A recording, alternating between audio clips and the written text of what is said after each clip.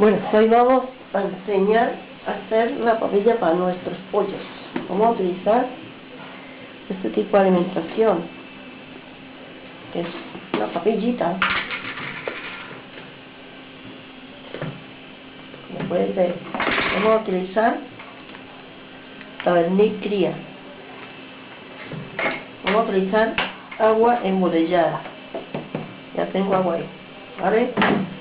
Bueno, y una jeringuilla con la aguja retorcida. Muy bien. Vamos a empezar.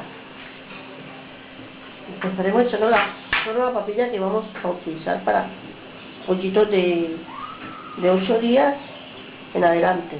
Vamos a hacer la papilla para pollitos de 8 días en adelante, ¿vale? Ya echamos la papilla, le vamos a echar un poquito de Tabernic, no mucho, poquito, ¿vale?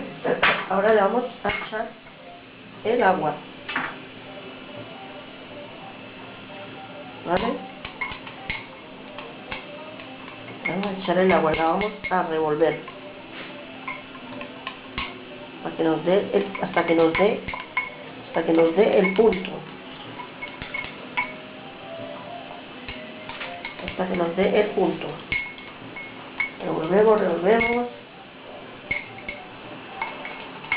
Le vamos agregando, si nos hace falta agua, le vamos agregando agua, ¿vale?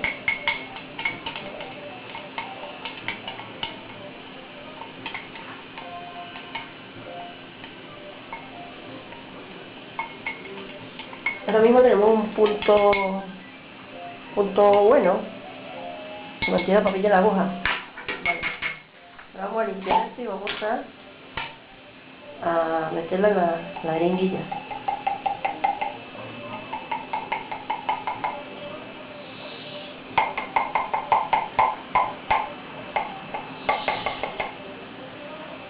Utilizo una cuchara, pero ya con esto nos apañaremos un poquito.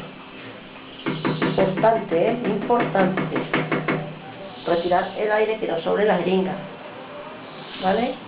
Toda esta bomba de aire hay que sacarla. Le haremos así hasta que salga comida aquí, ¿vale? Ahora mismo ya está perfecta.